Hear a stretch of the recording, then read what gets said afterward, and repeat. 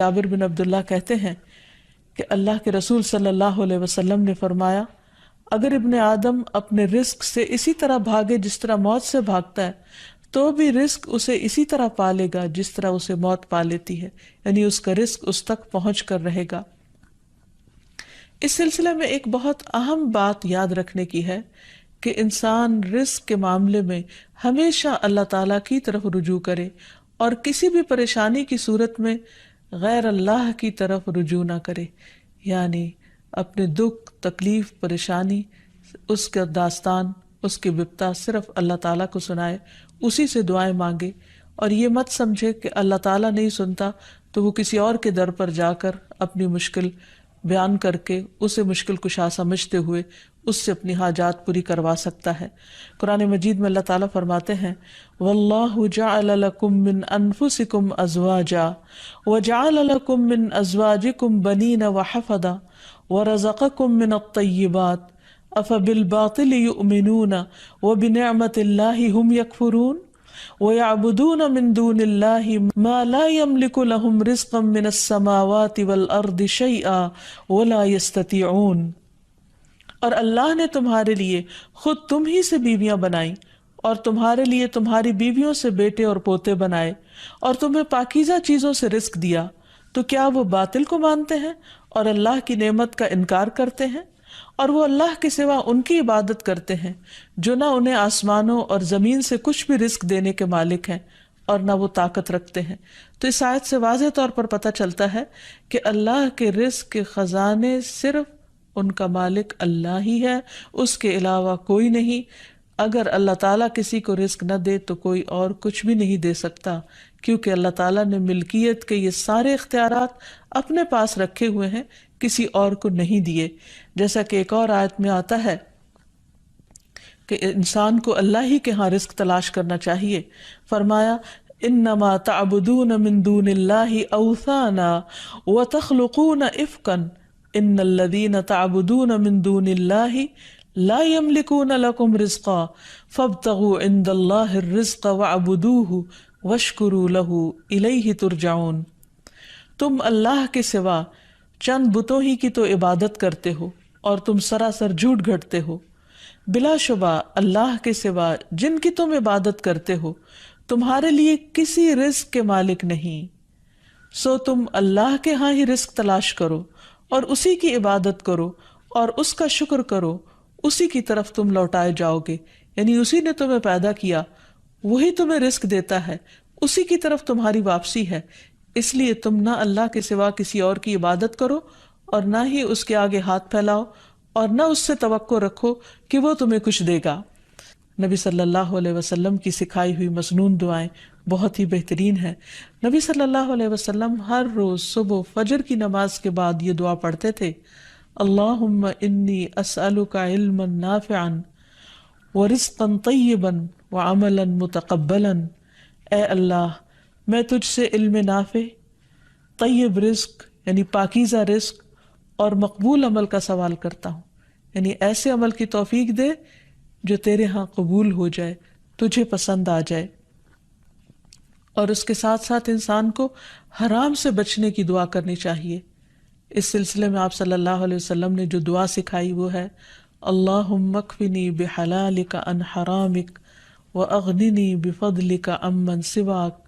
اے اللہ، اپنے حلال کے ذریعے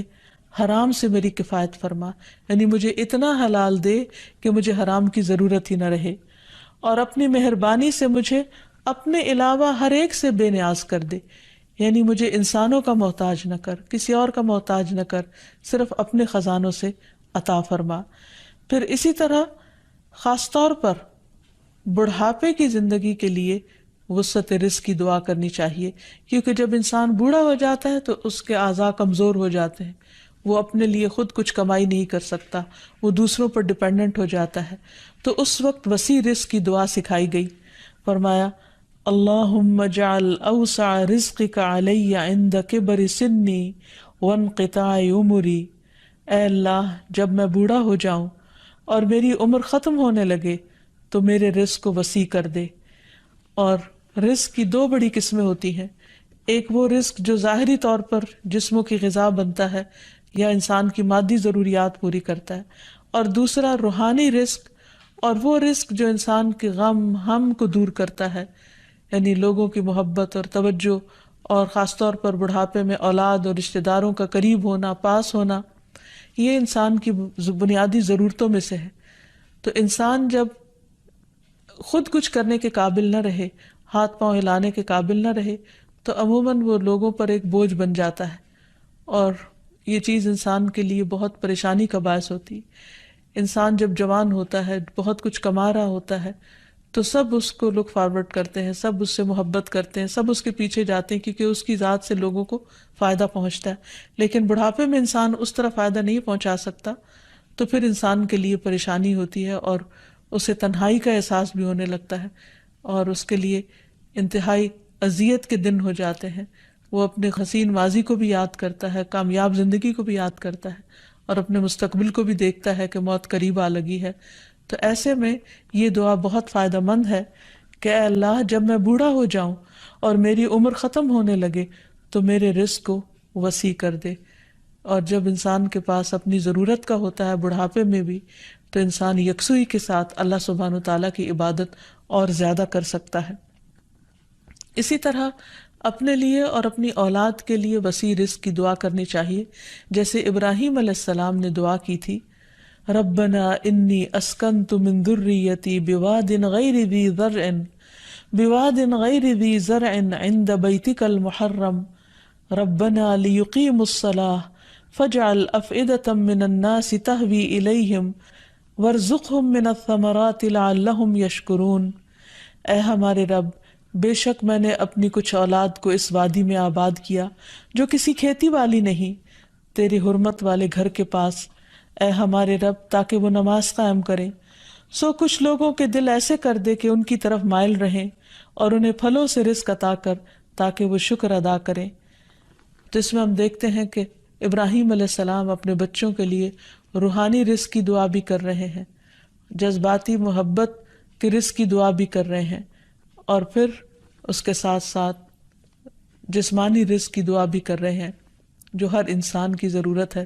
اور اس میں سے بھی بہترین رزق یعنی پھلوں کے رزق کی دعا کر رہے ہیں، کیونکہ انسان کو اللہ تعالیٰ کا صرف رزق ہی نہیں مانگنا چاہیے، بہترین رزق مانگنا چاہیے۔ یعنی ایک تو سمپل سی دعا ہے اللہم ارزقنی، اور پھر ورزقنا وانت خیر الرازقین، جو سورۃ المائدہ میں اللہ تعالیٰ نے دعا سکھائی ہے، اور ہمیں رزق دے اور تو سب رزق دینے والوں میں سے بہترین ہے۔ رزق کی تنگی میں خاص طور پر استغفار بہت فائدہ دیتی ہے، یعنی انسان کے گناہ انسان کے رزق کے راستے میں رکاوٹ بن جاتے ہیں۔ اور آخر میں یہ بات یاد رہے کہ انسان کے رزق میں اکثر اس کے اپنے گناہ رکاوٹ بن جاتے ہیں، اس لیے جب انسان ان گناہوں سے توبہ کرتا ہے، استغفار کرتا ہے، تو اللہ تعالیٰ رزق کے دروازے کھول دیتے ہیں، جیسے اللہ تعالیٰ کا وعدہ ہے۔ قرآن مجید میں آتا ہے، نوح علیہ السلام نے اپنی قوم سے کہا، فَقُلْتُ اسْتَغْفِرُوا رَبَّكُمْ إِنَّهُ كَانَ غَفَّارًا يُرْسِلِ السَّمَاءَ عَلَيْكُمْ مِدْرَارًا وَيُمْدِدْكُمْ بِأَمْوَالٍ وَبَنِينَ وَيَجْعَلْ لَكُمْ جَنَّاتٍ وَيَجْعَلْ لَكُمْ أَنْهَارًا۔ اور کہا کہ اپنے رب سے معافی مانگ لو، بلا شبہ وہ بڑا معاف کرنے والا ہے، وہ تم پر آسمان سے خوب بارشیں برسائے گا، اور تمہاری مال اور اولاد سے مدد کرے گا، تمہارے لیے باغ پیدا کرے گا اور نہریں جاری کرے گا۔ تو اس سے یہ پتہ چلتا ہے کہ دنیا میں جتنی بھی راحتیں اور رزق کی قسمیں ہیں، ان سب کی کنجی استغفار ہے۔ تو اس لیے انسان کثرت سے اپنے گناہوں پر توبہ کرتا رہے۔ حضرت حسن بصری کی مجلس میں ایک شخص آیا اور کہنے لگا کہ اس کے ہاں اولاد نہیں، تو انہوں نے اس کو استغفار کا حکم دیا۔ دوسرے شخص نے کہا کہ ان کے ہاں قحط سالی ہے، بارشیں نہیں ہو رہی، تو انہوں نے ان کو استغفار پڑھنے کے لیے کہا۔ تیسرا شخص آیا اور کہنے لگا کہ اس کے رزق میں مشکل ہے، تو انہوں نے اس کو بھی یہی نسخہ بتایا۔ تو ان کی مجلس میں سے ایک شخص نے کہا کہ آپ نے ہر مشکل میں مبتلا شخص کو ایک ہی بات بتائی، ایک ہی وظیفہ بتایا، اور وہ بخشش کی دعائیں کرنے کا۔ تو کہا کہ کیا تم نے سورۃ نوح کی آیت نہیں پڑھی؟ حقیقت یہ کہ اللہ کا کلام سچا ہے اور ہمیں اس پر ایمان لا کر پورے یقین کے ساتھ، وثوق کے ساتھ دعا مانگنی چاہیے کہ ہم انشاءاللہ استغفار کریں گے